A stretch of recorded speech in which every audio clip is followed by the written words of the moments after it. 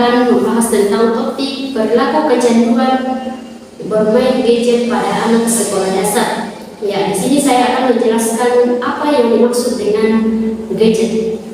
Di sini definisi gadget adalah perilaku penggunaan ponsel secara berlebihan pada anak sekolah dasar. Satu dari sekian banyak hal yang akan memberikan dampak buruk terhadap anak. Maka dari itu, peran orang tua sangat penting dalam memberikan dan melakukan pengawasan dan pengontrolan penggunaan gadget pada anak agar anak tidak mengalami kecanduan gadget.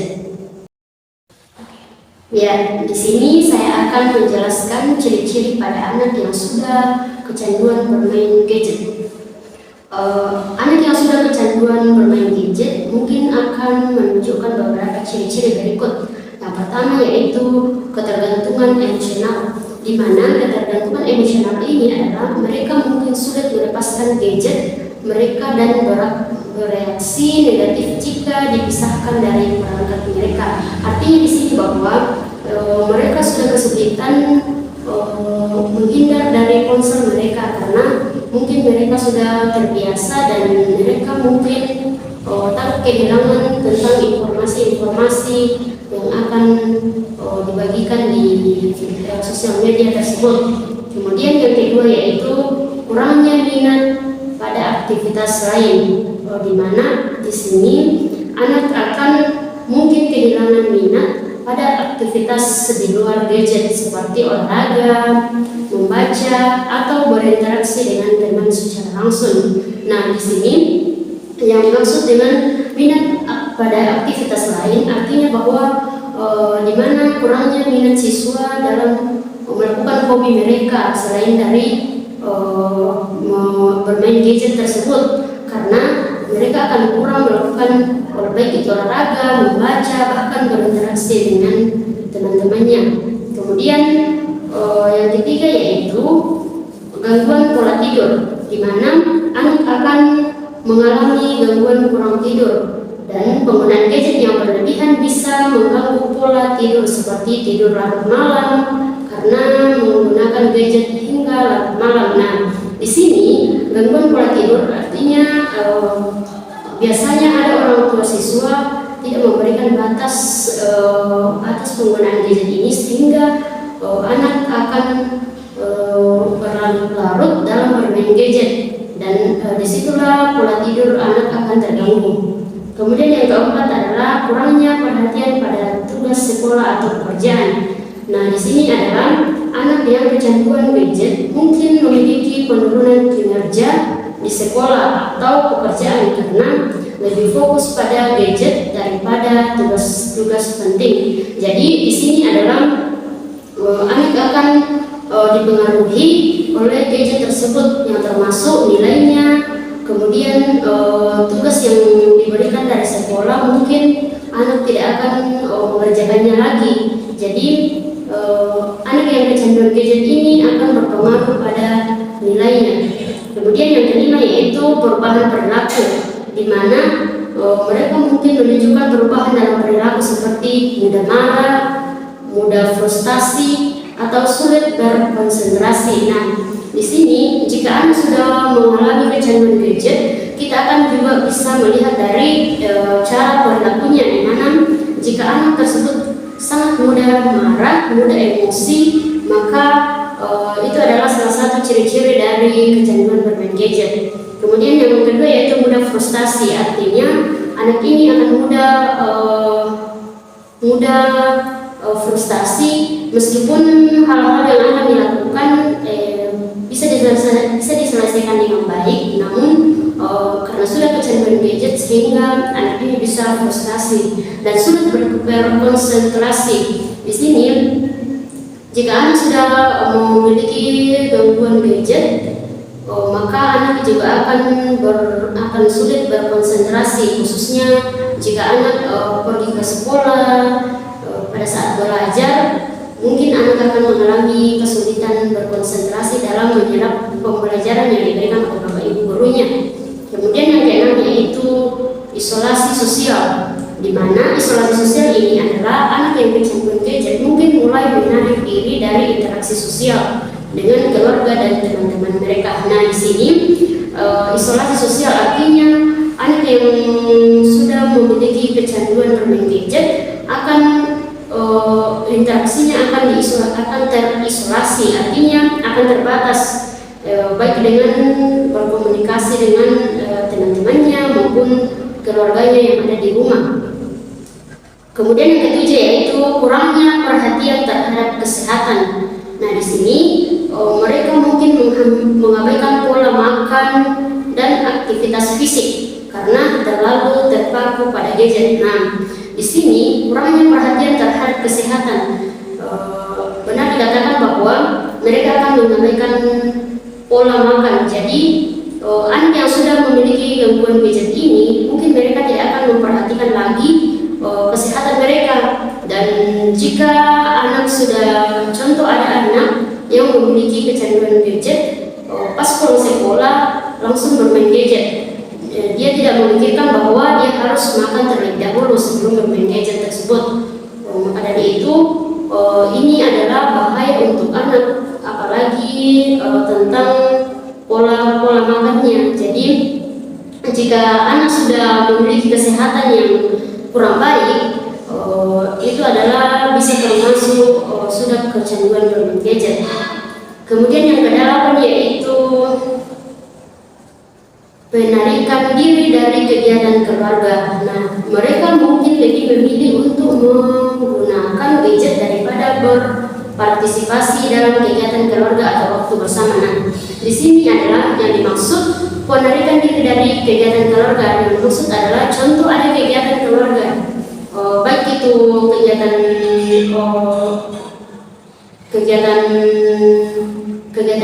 keluarga yang misalnya ada ibadah atau ibadah rumah tangga atau ada pernikahan. Nah, di sini kelihatan bahwa jika anak ini sudah memiliki gangguan gadget, dia akan tidak fokus melakukan kegiatan yang dilakukan oleh keluarganya tersebut, namun dia akan fokus dengan gadgetnya sendiri. Nah, di sini anak yang memiliki kecanduan gadget ini sudah pasti dia akan fokus di bermain gadget tersebut. Jadi di sini kurangnya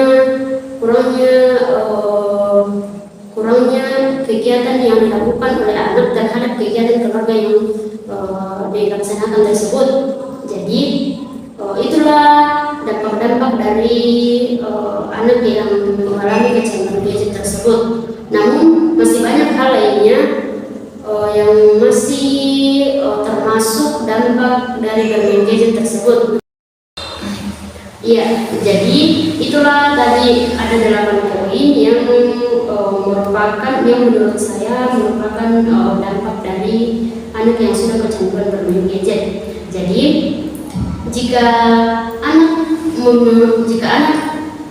memiliki ciri-ciri ini, penting untuk segera mengambil langkah-langkah untuk mengurangi ketergantungan mereka pada gadget dan membantu mereka menemukan keseimbangan yang sehat antara penggunaan gadget dan kegiatan lainnya. Nah, di sini yang dimaksud bahwa di sini orang tua sangat berperan penting dalam membimbing anak, apalagi anak masih di bawah usia, namun mereka sudah kecanduan gadget ini, dan hal tersebut sangat berbahaya bagi anak yang masih di bawah umur. Kemudian dari 8 dampak tadi, di sini ada cara mengatasi anak yang sudah kecanduan bermain gadget. Mengatasi kecanduan bermain gadget pada anak memerlukan pendekatan yang komprehensif dan melibatkan kerjasama antara orang tua, guru, dan mungkin ahli psikologis atau konselor. Maka berikut beberapa solusi yang bisa dipertimbangkan. Kemudian yang pertama, batas waktu penggunaan. Tetapkan batas waktu yang jelas untuk penggunaan gadget setiap hari. Ini bisa termasuk untuk waktu yang diizinkan untuk bermain game atau menggunakan media sosial. Nah, di sini yang dimaksud bahwa benar yang saya jelaskan tadi, bahwa di sini orang tua sangat berperan penting, di mana baik orang tua, guru, atau siapapun yang bersama dia di rumahnya, di mana perlu diberikan batas waktu penggunaan bermain gadget ini karena hal tersebut sangat bermanfaat bagi anak dan demi masa depan anak ke depan. Yang kedua yaitu contoh yang baik, atau di sini maksudnya orang tua perlu menjadi contoh yang baik dengan membatasi penggunaan gadget mereka sendiri. Anak-anak akan cenderung meniru perilaku orang tua mereka. Nah, di sini jelas dikatakan bahwa memberikan contoh yang baik. Jadi sebagai orang tua itu harus memberikan contoh yang baik, di mana jika orang tua sering menggunakan gadget ini, maka wajarlah halnya jika anaknya ini juga sering menggunakan gadget, karena di mana anak ini akan cenderung melakukan kegiatan-kegiatan di rumahnya ketika dia sudah melihat di orang tuanya. Jadi di sini sebagai orang tua juga perlu membatasi diri dalam menggunakan gadget ini karena akan berbahaya bagi anak juga. Jadi yang sebagai orang tua harus membatasi penggunaan gadget tersebut. Kemudian yang ketiga, aktivitas alternatif, di mana sediakan alternatif aktivitas yang menarik dan bermanfaat di luar penggunaan gadget seperti olahraga, seni, dan kerajinan, atau membaca buku atau bermain di luar. Nah, di sini di mana sebagai orang tua harus berusaha mencari kegiatan-kegiatan atau mencari tahu apa hobi dari anaknya tersebut, sehingga orang tua ini bisa memberikan jadwal kepada anaknya bahwa hari ini jam ini contoh jam 1 jam menggunakan gadget, kemudian sesudah menggunakan gadget ini harus melakukan hobi tersebut. Contoh yang dikatakan tadi bahwa ada olahraga atau seni, kerajinan, atau membaca buku, bahkan bermain di luar atau apapun itu yang penting bermanfaat bagi anak. Dan hal tersebut jika anak melakukan kegiatan-kegiatan sesuai dengan hobinya, maka ini juga bermanfaat sekali bagi anak karena anak bisa berkembang dan anak juga akan menjadi dan baik juga untuk bekal anak untuk ke depan. Yang kedua yaitu batas ruang gadget. Tetapkan batasan tentang di mana gadget dapat digunakan di rumah, seperti hanya di ruang keluarga atau ruang tamu dan bukan di kamar tidur. Nah, di sini sebagai orang tua perlu juga membatasi bahwa gadget ini tidak selamanya harus bisa digunakan di dalam rumah, baik itu di dapur, baik di dalam ruang tamu, di kamar, dimanapun. Dan orang tua di sini harus bersikap tegas bahwa HP ini tidak boleh digunakan baik di kamar atau di ruang keluarga atau di ruang tamu atau dimanapun saja. Jadi di sini orang tua harus menentukan satu tempat saja, kira-kira di mana yang pas ditempati untuk anak bermain game ini. Karena bagaimana jika contoh anak ini bermain game di ruang tamu, nah tiba-tiba ada tamu dari kedua orang tua tersebut datang dan anak ini bermain gadget terus di ruang tamu, dan jika ada tamu maka hal tersebut responnya lebih ke negatif, karena dimana orang tua ini memiliki tamu namun anaknya terus-terusan bermain gadget. Jadi di sini yang dimaksud bahwa di ruang tamu adalah hal yang tidak cocok untuk tempat bermain game tersebut. Jadi di sini intinya orang tua harus menentukan satu tempat di rumah di mana tempat yang cocok untuk anak bermain game. Namun jika orang tua sudah menentukan, di situ juga penting orang tua harus memberikan batasan waktu dalam bermain gadget ini. Kemudian yang kelima yaitu keterlibatan orang tua. Libatkanlah diri dalam kegiatan bersama anak seperti permainan keluarga atau melakukan kegiatan di luar rumah untuk mengurangi waktu yang dihabiskan di depan layar. Nah, di sini sama halnya yang dijelaskan tadi bahwa jika ada kegiatan harus melibatkan anak. Intinya di kegiatan tersebut harus terlibat anak dan orang tua sehingga anak ini bisa mengurangi waktu menghabiskan di depan layar atau di depan gadget tersebut. Yang keenam yaitu edukasi tentang dampak negatif. Ajarkan anak tentang dampak negatif dari penggunaan berlebihan gadget, seperti kurangnya interaksi sosial, gangguan tidur, dan penurunan kinerja akademis. Di sini juga penting bahwa anak itu harus diajarkan apa dampak sih dari berlebihan bermain gadget tersebut, karena jika kita memberitahu kepada anak, maka anak itu akan suatu saat akan sadar sendiri bahwa ketika saya bermain gadget terus-terusan, maka akan terganggu pada mata saya atau kurangnya pola tidur saya. Jadi di sini perlu bahwa kita juga harus menjelaskan ke anak apa sih dampak dari bermain gadget tersebut. Kemudian yang ke-7, peraturan tentang konten. Nah, di sini buat peraturan tentang jenis konten yang boleh diakses anak serta batasan umur untuk game dan aplikasi tertentu. Nah, di sini juga perlu pembatasan dari orang tua bahwa bermain game itu atau bermain sosial media itu harus membatasi aplikasi-aplikasi apa saja yang bisa digunakan oleh anak. Contohnya sekarang ada aplikasi dikatakan bahwa aplikasi main game, namun aplikasi tersebut adalah aplikasi pembelajaran. Ada hal pembelajaran atau ada pembelajaran yang didapat dari aplikasi tersebut jika itu sering-sering digunakan oleh anak. Jadi peran orang tua di sini sangat penting dalam memilih aplikasi apa saja yang bisa digunakan oleh anak tersebut. Kemudian konseling atau terapi. Jadi kecanduan gadget sudah parah, pertimbangkan untuk mencari bantuan dari ahli psikologi atau konselor yang berpengalaman dalam mengatasi masalah kecanduan. Di sini benar bahwa jika anak ini sudah sangat kecanduan bermain game, maka orang tua harus mencari bimbingan konseling atau terapi terhadap anak tersebut, karena jika akan dibiarkan begitu saja, maka anak akan semakin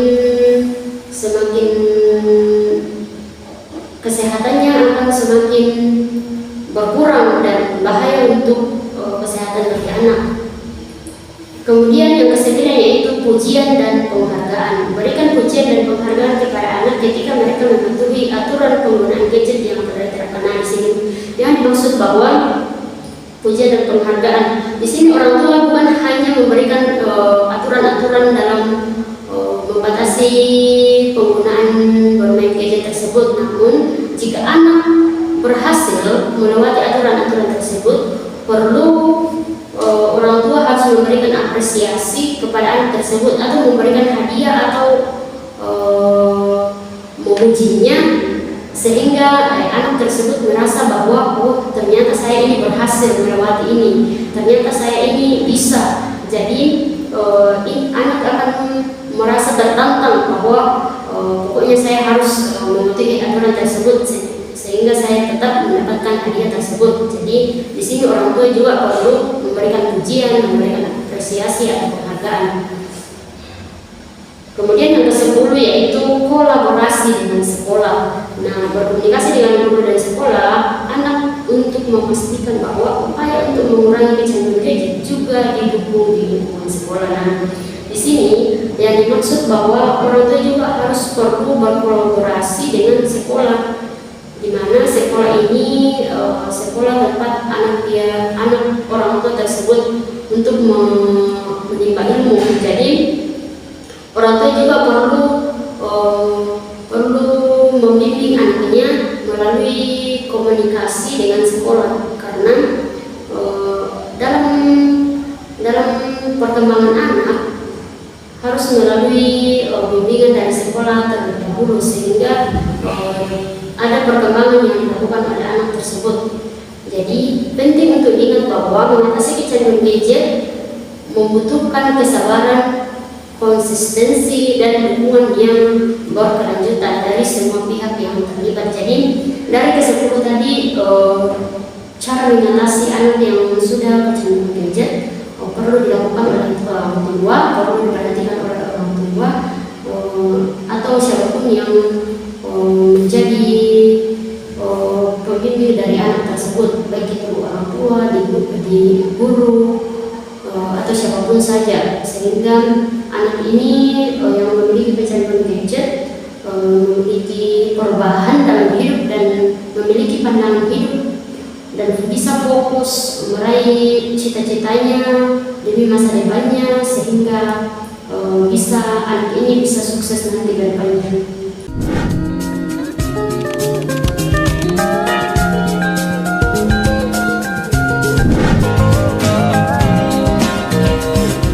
Selamat siang, Dek. Selamat siang, Kak. Ya, boleh perkenalkan namanya? Perkenalkan, nama saya Gifla Giska Sing, bisa dipanggil Giska. Terlebih dahulu kami perkenalkan dulu ya. Nama kakak Christian Kilo, biasa dipanggil Kilo. Jadi adik ini sudah kelas berapa? Kelas 6 SD. Kelas 6 ya. Kakak pernah dengar bahwa adik ini mengalami masalah penggunaan gadget ya? Apakah itu benar? Iya, Kak. Saya merasa sulit untuk melepaskan diri dari ponsel saya. Iya. Oke, adik Giska ini merasa sulit terhindar dari ponselnya ya? Iya, Kak. Saya rasa itu membuat saya terhubung dengan teman-teman saya dan saya takut ketinggalan informasi atau kegiatan yang sedang terjadi. Iya. Ya, saya mengerti. Namun terlalu banyak menghabiskan waktu di layar telepon kamu itu dapat mempengaruhi fisik kamu, mental kamu. Lalu bagaimana perasaanmu tentang hal ini? Saya merasa frustasi dan terkadang merasa bersalah, tetapi sulit bagi saya untuk menghentikan kebiasaan ini. Oke, ya. Memahami perasaanmu itu penting. Apakah kamu tertarik untuk mencoba beberapa strategi untuk mengelola penggunaan gadgetmu? Ya, saya ingin mencoba. Apa yang harus saya lakukan? Ya, adik Giska ini yang harus dilakukan adalah yang pertama, cobalah untuk menetapkan jam bermain gadget dalam satu hari. Misalnya adik Giska ini harus bermain game dalam satu hari itu selama 1 jam. Oke, ya, selain itu carilah kegiatan-kegiatan alternatif yang positif yang bisa menjauhkan kamu dari ponselmu ya. Contohnya berolahraga atau melakukan hobi lainnya yang kamu suka ya. Terdengar masuk akal. Saya akan mencoba itu. Ya, cobalah terbuka dengan temanmu atau orang tuamu, karena mereka bisa membantumu dan memberikan kamu solusi ya. Apakah adik Giska ini pernah ditegur di rumah atau hanya dibiarkan begitu saja? Iya, Kak, saya tidak pernah ditegur. Lalu adik Giska ini apakah tidak dilihat sama orang tuanya jika adik Giska sedang bermain game di rumah? Iya, Kak. Jadi adik Giska ini apakah di sekolah kamu sering mengantuk? Iya, Kak. Jadi selama adik pagi deh, pagi ya. Boleh perkenalkan namanya? Boleh perkenalkan, nama saya Giska Rombongan, saya ingin saya Ya, Grace ini sudah kelas berapa? sudah kelas 6 SD. Oh, sudah kelas ya. Ya, orang baiknya Kak perkenalkan nama dulu ya. Kak Grace konselor, kan hubungi adik. Kita adik sudah memberikan diri anak ya. Ya, perkenalkan nama kakak Christian Kilo. Ya, kakak pernah dengar bahwa adik ini sering bermain game di rumah ya? Sering? Sampai lupa waktu atau hanya sebentar-sebentar? Sering lupa waktu. Apakah tidak ditegur sama orang tuanya? Ya, sering lupa tuh. Oh, ya. Jadi adik Grace ini tinggal sama siapa? Tinggal dulu itu. Waktu apa lagi? ada nenek atau kakek ya. Ada ini kan sudah sering bilang teman apakah adik ini berbeda perasaan adik jika adik tidak menggunakan HP atau tidak bermain game, ada yang adik rasakan.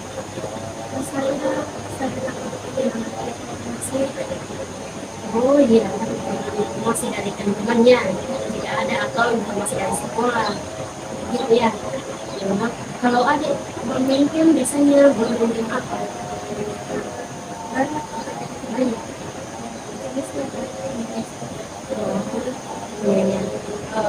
Ya, sebenarnya saya memahami bagaimana perasaan adik jika adik tidak memegang hak tersebut, namun adik ini harus menjaga kesehatannya karena bermain HP itu dapat membahayakan fisik kita, mental kita, pencahayaannya, karena durasi dari HP itu berbahaya untuk mata, untuk pikiran. Jadi pasti jika ada bermain game terus pasti ada lupa belajar ya. Ya, bisa ya, lupa belajar. Kemudian apakah adik merasa bahwa jika adik mulai bermain game pasti milik adik berpengaruh? Ya, saya merasa betul sekali. Itu HP sangat berpengaruh di kita ya. Jadi adik bisa pelajari bahwa ternyata jika saya ini terus-terusan bermain game pasti jika saya bisa rusak, bahkan bisa menjadi kelas ya. Apalagi sudah kelas 6 ya, jadi adik harus terus belajar sehingga adik bisa lulus begini, karena kakak juga akan memberitahu adik bahwa dia semakin ke depan itu semakin maju, sehingga adik ini harus menentukan keberaniannya agar adik tidak melihat terus ya.